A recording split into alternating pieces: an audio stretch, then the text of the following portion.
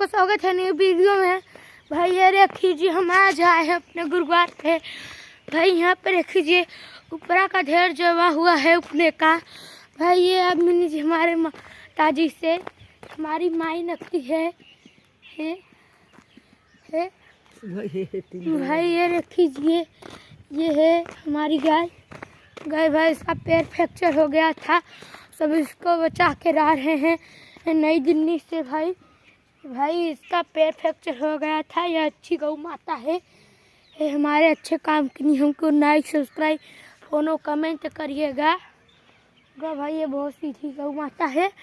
ये इसको हम बचा के लाए है। भाई ये देखिए हमारे नटका है। भाई को हमारे यूट्यूब चैनल पे जोर तिवारी चैनल पे हमको सपोर्ट करिए, लाइक सब्सक्राइब फॉलो कमेंट करिएगा।